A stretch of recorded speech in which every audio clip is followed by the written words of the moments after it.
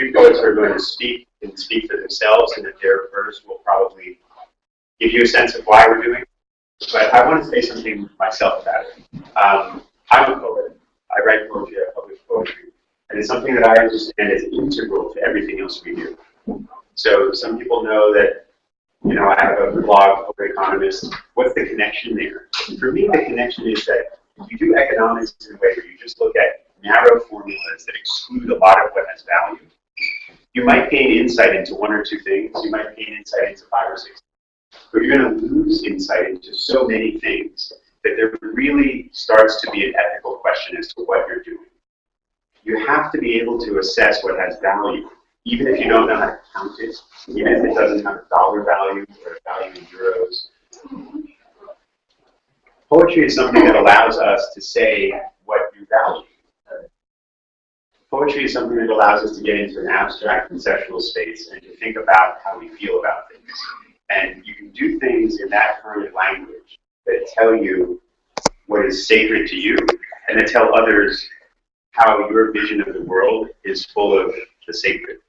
And I think that you can't really do this kind of work unless you have something of that in you.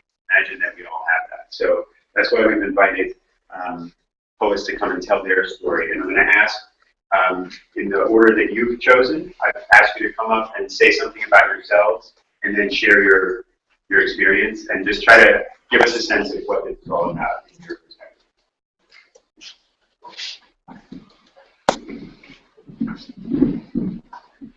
Good afternoon, Climate Change family. How's everyone doing? Hey, are we awake?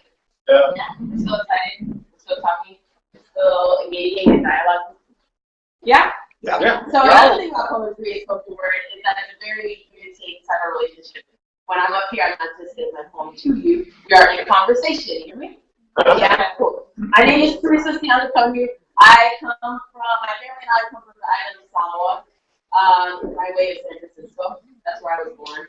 And so I'm really appreciative to have been here for the whole event, because this is my first talk, and I'm learning a lot of big words, and I'm learning a lot about the data and the numbers that are out there and whatnot.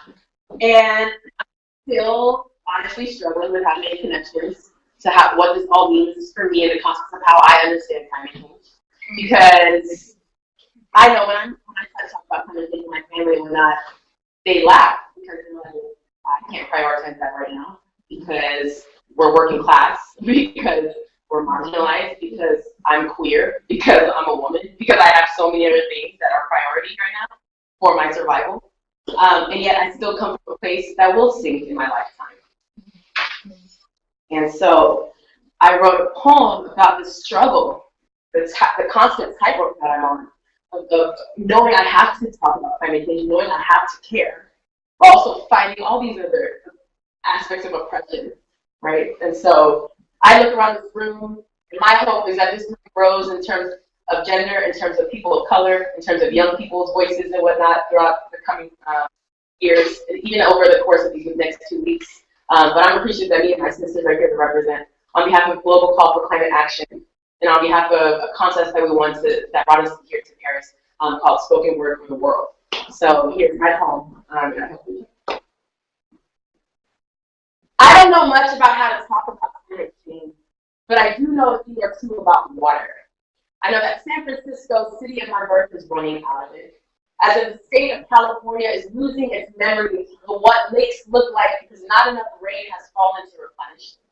I know that my island of Samoa is thriving off of the very thing that plans to kill it once the sea levels are too high to distinguish the difference between swimming and drowning. I know that the hurricane spared my grandpa and his home back in September of 2009, but took 200 others. How no one in my family ever dared call this a blessing.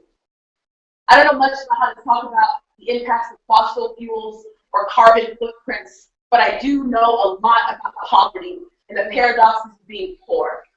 Where saving the environment never means saving people who come from environments like mine, where Black and brown bodies are riddled with despair, too worried about going broke, to even worried about going green, losing their will to fight the foreclosure signs sprouting on their lots like redwoods worrying about how to make a dollar stretch with dignity, to even worry about saving anything but themselves, and I can't blame them. According to a recent poll, most Americans know that the climate is changing, but they say they're just not that worried about it. They say that it's too distant for them to care about it right now, too abstract, too big, too rich to care about it affecting them, too poor to prioritize caring about how it affects them. Climate change is not always something that I feel confident talking about, but I know what it's like to watch Mother Nature, watch other mothers grieving in the streets as their child's black body decomposes on hot ground, at the feet of police brutality, in the face of an iPhone camera. Watch the rest of the world watch our extinction go viral. Another version of an inconvenient truth. Call this a debate if you want.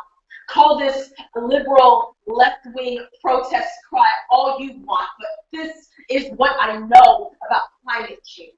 I know the academics who take my community's pain and turn it into a grant proposal without our permission. The reporters who take my community's grief and use it as a fear tactic. I know the price of grief and the people who have to pay for it a third world away.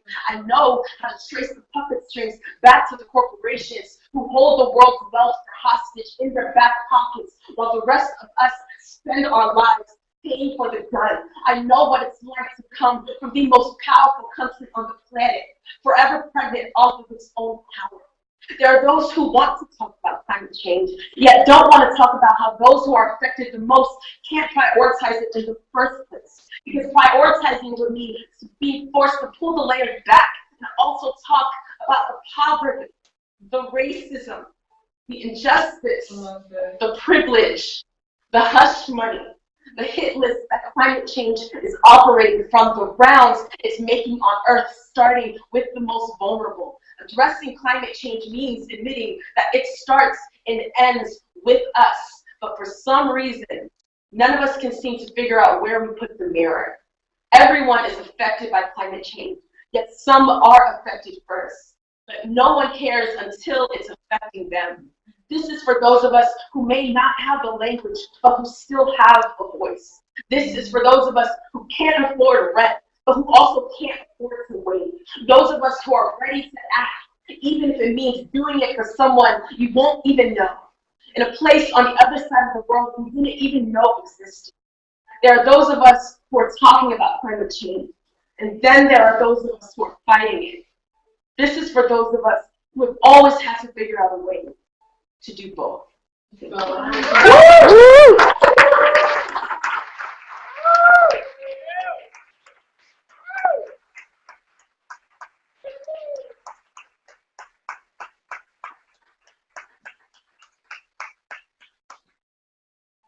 you so much, my sister Teresa, for speaking out. I think it's incredibly important and urgent for our voices to be part of this conversation.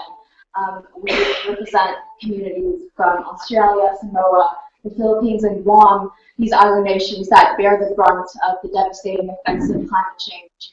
And it's incredibly important for us to be able to take our stories here and for them not to be barred from the negotiations the way they are, but to be able to be part of events like this and have people like you who influence policies and who are also very influential in what you can put out to the world. So this is our contribution. Perhaps the further you are, the smaller we become. In this spectacle of drowning, as you watch baby feet float to shore after the ocean spits out another hometown. You can pretend we aren't here, like you pretend this earth will feed us for as long as soil cracks beneath your machinery. Our pulses know the rhythm of emergencies, just like our islands know the Pacific salt that cradles them. There was a time it could preserve us. 2 years ago, the number of people displaced by natural disasters tripled the number of war refugees. How can you see sky and not admit decay? This world is in a race to turn away from the ruins, whether family history or a whole country shatters against the tide. Whether we keep our lives but lose our homes, we lose And how many times has home become collateral damage for a business deal? When the smoke rises to a bankrupt sky, tell me this fight for us doesn't end where the borders begin. Perhaps our hunger cannot look the same. When yours demands that the ocean swallow itself to be filled, and we are hungry for justice. Now my hometown is still drying its feet as more poison bleeds overhead. They say it is sacrifice so we can live in comfort. But what shelter is there in disease? These anthems of rebuilding, blooming from our chests, were made to heal. Collect the stones from your mouth. There is no grace in sin. Let us not gorge our pockets with false promises to stop nations from drowning, to protect our people's food grown from the land so no child's stomach will swell with the ocean. Again, let us not say there is nothing we could have done. Let this be the beginning of us rising.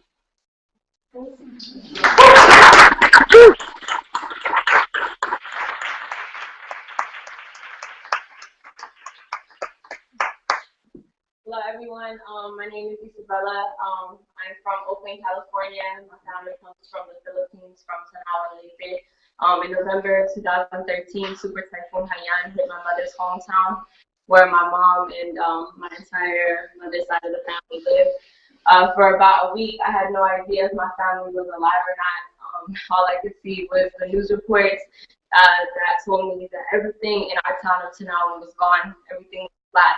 And I remembered going to my auntie's house and looking at the news reports and trying to find our home, my family's home, in the news reports, and not being able to recognize anything from my mother's hometown. So I eventually quit my job, looking to look for my family. I was thankful that my mom was alive, but I did lose many members of my family. And I just want to say these things because a lot of times when we talk about climate change, we talk about future generations. Very true, but it's also easy for us to forget that there are people. In this last year, I've lost more than 10 members of my family to natural disasters that hit the Philippines.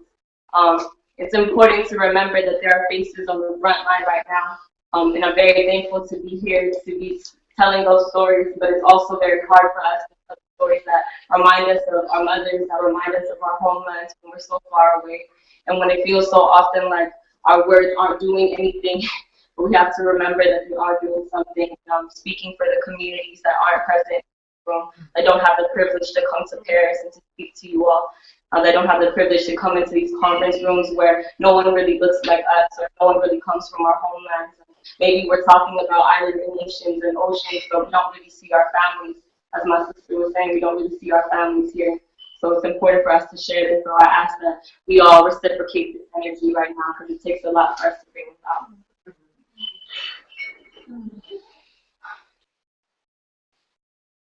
I wonder if my mother can still see the bodies when she stares into sleep. November 8, 2013, Super Typhoon Yolanda was the strongest storm to ever make landfall in the recorded history of the world. My mama tells nightmares of how oceans swallowed her town whole. Foam water rammed into the house, snapped off metal locks and flooded the doors open. It's like the winds were searching for me there. When I arrived in Tanawan 1 month after the typhoon, I do not recognize my mother's home. Roofs crumpled like bald paper. The basketball court where I spent each childhood morning is now an unmarked mass grave. 13 holes for over 600 bodies. My homeland is a country of islands counting down the years before we are drowning in a rising. When I returned to the U.S., politicians label climate change a myth, deny our existence as if natural disasters only count when there are white bodies to bury. Each year, an average of 20 typhoons hit the Philippines, and my teacher tells me God is punishing us. How else can you explain storm surge waves taller than coconut trees, 5 corpses stuffed into one body bag, names of entire families scribbled onto debris-made crosses at the traffic circle turned mass grave. We people, born from ocean, now fear the sea that stole our family. This is not the problem of the Philippines, of the Pacific Islands, of Oceania, long after the news reports. When the next super typhoon has blown away my family's relief tent, we will still be standing in sea salt flooded rice fields, brown fisher folk demanding, do not turn away from the disasters yet to come. Our islands are in your hands. These spirits sing a warning. Ang dagat gutom lagihan. The sea that feeds us will one day grow hungry again.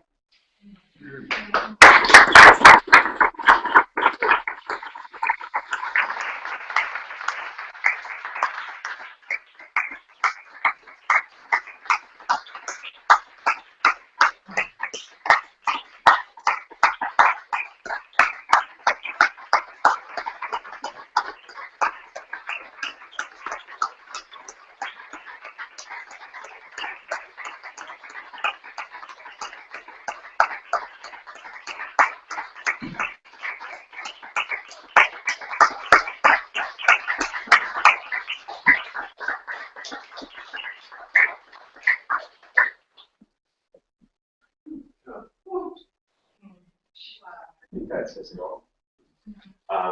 So I want to thank everybody for being here. I want to thank each of you for bringing that into this. I think that's what this is all about. That's what this work is about, and we need to hear each other. I want to quote one more person who, you know, some of you are probably getting tired of me saying this, but the person who's the love of my life gave a very powerful speech about freedom. She's the executive director of the Nobel Peace Prize Fund and was asked to speak in the context of the violence and chaos in the world about this subject of human freedom. And she said something during this talk that I think really hit people hard. She told a story about a conflict zone where she had done work and the situations people were facing there. And she said, are we free if violence forces us into violence? I think that when we think about this issue, when we think about whose business is it too hard to do, is it something that I should spend time on? We're thinking about our own personal freedom. What we're not thinking about is, are we actually strong enough? Are we creative enough? Are we tuned in enough to each other to actually be free? And I think that's what this is ultimately all about, is we're trying to connect with each other so that we can be collaborative enough and creative enough and tuned in enough to actually have that strength and resist the temptation to be divided, to be against each other, to be violent, when we would just all be smarter together. So I want to thank everybody. It's been a great experience being with you. The Citizens Climate Engagement Network is now officially launched. It exists. And let's just give each other a round of applause and come up for a big family photo.